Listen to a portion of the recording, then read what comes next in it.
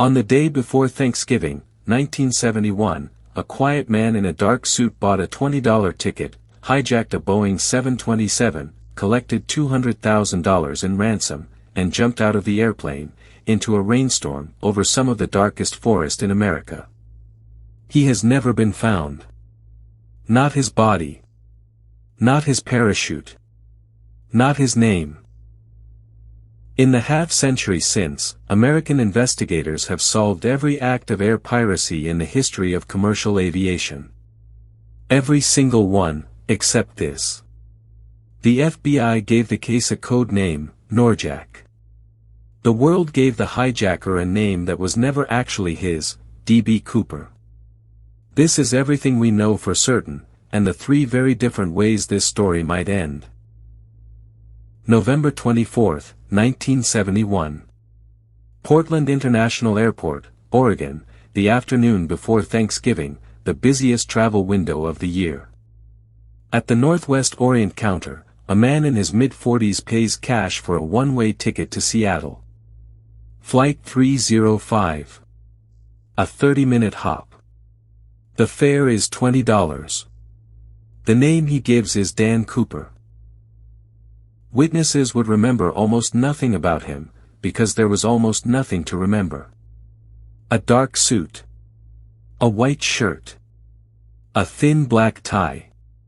A raincoat, an attache case, a salesman, maybe, one gray man among thousands flying home for the holiday. He takes seat 18C, in the very last row of the cabin, lights a cigarette, and orders a bourbon and soda. The aircraft was this one, a Boeing 727-51, tail number November 467 Uniform Sierra. Remember its shape, three engines mounted high at the tail, and beneath them a feature almost no other airliner on Earth had. A built-in staircase that folded down from the rear of the fuselage, under the tail. That staircase is the reason this story exists. At 2:50 in the afternoon, just after takeoff, Cooper passes a folded note to Florence Schaffner, the flight attendant seated behind him. She assumes it is a phone number. Lonely businessmen hand her those on every flight, and drops it into her purse unread. The man leans closer. "Miss," he says quietly. "You'd better look at that note. I have a bomb." The message was printed in neat felt-tip capitals. Schaffner sat down beside him and asked to see it, the bomb. Cooper opened the attache case just far enough, 8 red cylinders, a battery, a nest of wires. Then he closed the lid and gave her his demands, spoken calmly, she said later, like a man ordering lunch. $200,000 in negotiable American currency, delivered by 6 o'clock.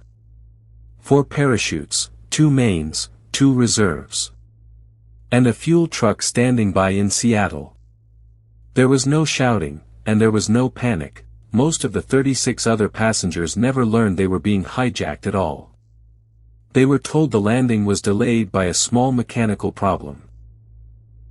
For 2 hours, Flight 305 flew slow circles over Puget Sound while, on the ground, the airline said yes to everything. Northwest Orient's president approved the ransom within minutes. The FBI assembled 10,000 $20 bills, and before the bag left the bank, every single bill went under a microfilmed camera. Every serial number, recorded. If that money ever surfaced anywhere on Earth, they would know. At 5:39 in the evening, the 727 finally touched down in Seattle and taxied to a bright-lit corner of the tarmac. A Northwest employee walked the money out in a canvas bag. Cooper released all 36 passengers, and Florence Schaffner with them. He kept exactly what he needed, 2 pilots, a flight engineer, and 1 young flight attendant, Tina Mucklow, to relay his orders. While the plane refueled, his manners never slipped. He asked for meals to be brought aboard, not for himself, for the crew. He had paid for his bourbon and tried to let the crew keep the change. Every account from that airplane agrees on the same unsettling picture. the most wanted man in America that night was, by every description, polite. At 7:40 p.m., N-467 US lifted off again into rain and darkness, carrying 5 people and a bag of money. Cooper's flight plan was precise, and it told the pilots exactly what kind of man was sitting behind them.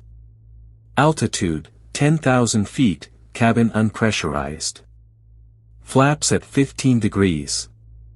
Landing gear down. Speed, as slow as the airplane could safely fly. Destination, Mexico City, with a refueling stop in Reno. The pilots understood what that configuration meant. It was a recipe for a parachute jump, and it was not guesswork. He corrected the crew on what the flaps could do. He knew the aft staircase could be lowered in flight, a fact Boeing itself barely advertised. And as they climbed away from Seattle, he sent Tina Mucklow forward. The last thing she saw before the cockpit door closed was the quiet man tying something around his waist. What happened next, no living person saw. Around 8 o'clock, a cockpit light showed the aft stairs had been unlocked. Then, at 8:13, the crew felt it, a sudden upward bump, the tail flexing, as somewhere over southwestern Washington a man stepped off the bottom stair into a 200-mile-an-hour slipstream. Into rain, darkness, and a wind chill far below zero. In a business suit. In loafers. When Flight 305 landed in Reno at 10:15 that night, the staircase was still hanging open and the last row was empty. Cooper was gone, somewhere along this corridor.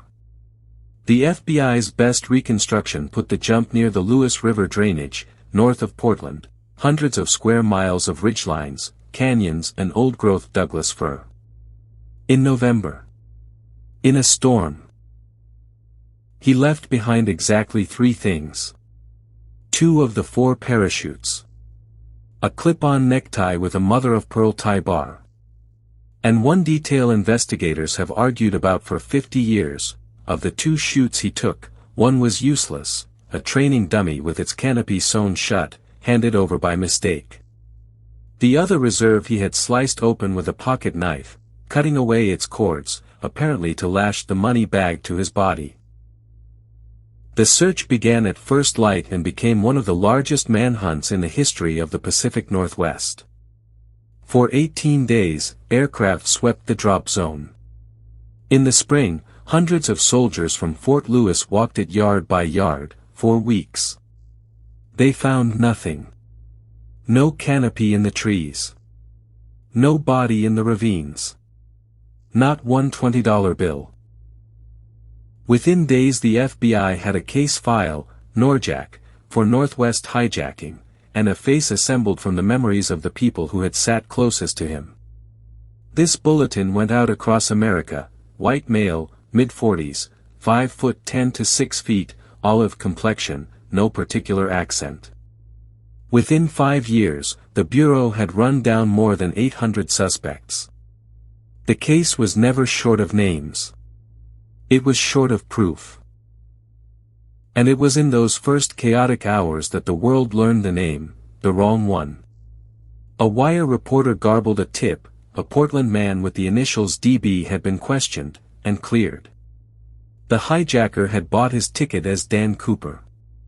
It didn't matter. DB Cooper hit the morning headlines, and it never let go. The most famous name in this case belongs to no one.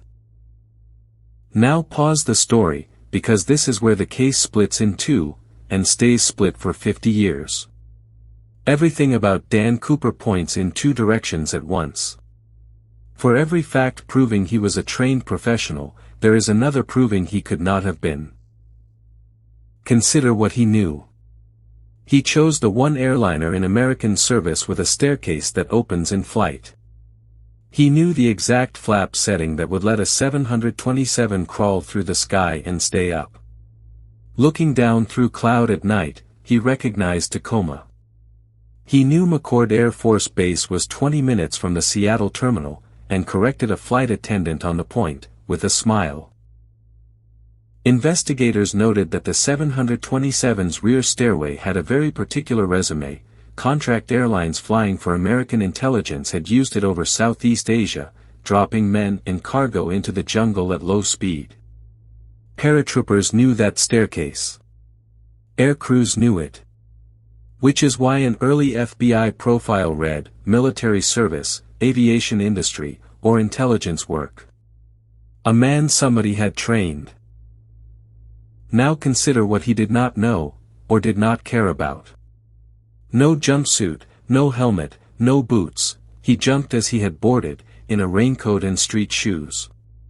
He never noticed that one of his reserves was a sewn-shut classroom dummy. And he jumped blind, into a night storm, over mountains, with no ground crew, no lights, and no plan anyone has ever found. Veteran skydivers who reviewed the case reached one verdict: no professional would have jumped that jump. So the anomalies stack. A man with insider knowledge and amateur equipment. A meticulous plan that ends in a suicidal exit. And then, nothing. Not a bone, not a buckle, not one marked bill, in an era when the FBI could trace a single 20 across the country. For 9 years, that is exactly where the case stood. Until a February morning in 1980, when an 8-year-old boy knelt down on a riverbank to build a campfire. The boy's name was Brian Ingram. Smoothing the sand for the fire, on a Columbia River beach called Tennabar, he raked up 3 bundles of decaying $20 bills, still wrapped in their rubber bands. $5,800. The FBI checked the serial numbers against 10,000 microfilmed images, and confirmed it. After 9 years of silence, this was Cooper's ransom. It should have solved the case. Instead, it broke it. Tennabar sits more than 20 miles from the calculated drop zone, and worse, it lies upstream of where the Lewis River empties into the Columbia. Money does not float upstream. Agents dug the beach down to clay and found only a few more fragments. Somehow, part of the ransom had traveled to a place the man himself could not plausibly have carried it. And the rest of it, 9,700 bills, has never been seen again. Every serial number has been public for decades. Not one has ever been spent, deposited, or found, not in a casino, not in a coffee can, not in a bank bundle from Anchorage to Mexico City. Whatever happened that November night, one fact is now beyond argument: almost none of the money was ever used. Which brings us to the theories. Theory number 1 is the FBI's own: Dan Cooper did not survive the night. Nearly every agent who worked the drop zone believed it. The math is brutal: a 200-mile-an-hour slipstream in freezing rain, an unsteerable military surplus canopy, if it opened at all, and below him, black ridgelines, 100-foot firs, and November rivers running cold and high. It explains the silence better than anything else. Dead men do not spend marked bills. A body in a ravine under a rotted canopy can wait out any 18-day search. This is country that has swallowed hikers, hunters, and entire aircraft. And the money on Tennabar? A bag torn open in a fall, perhaps, a few bundles taking 9 years of floods to arrive somewhere no one predicted. But the theory has a hole, and the FBI's own experts dug it. The soldiers who walked that zone in 1972 were trained to find bodies, and found nothing, in the exact terrain the flight data said he entered.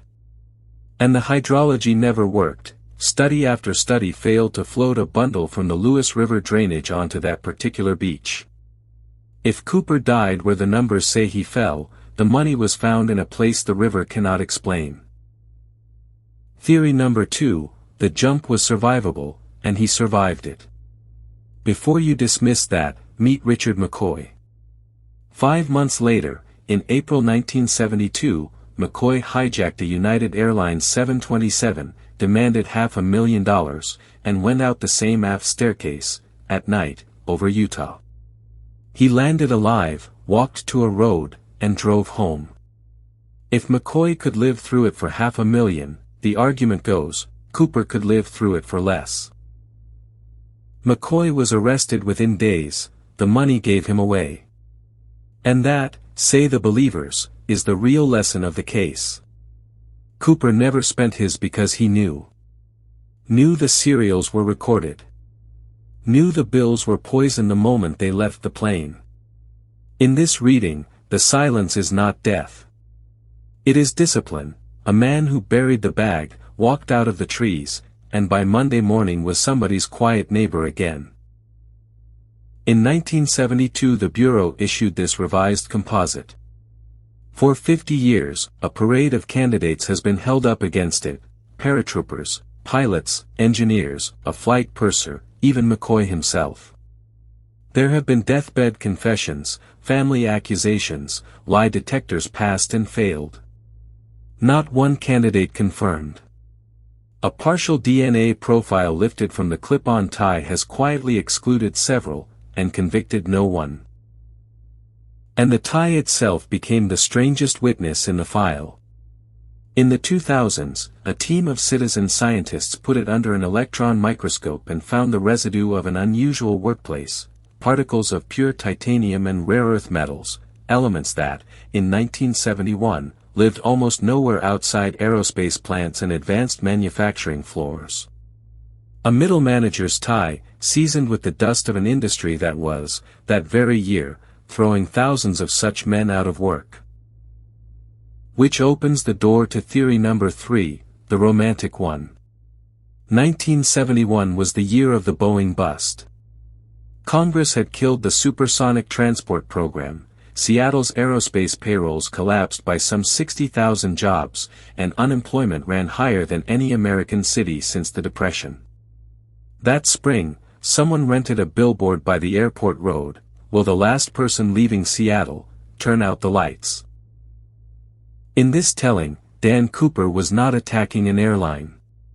He was collecting severance, a laid-off engineer or manager who knew exactly what a 727 could do, taking $200,000 from an industry that had taken everything from him.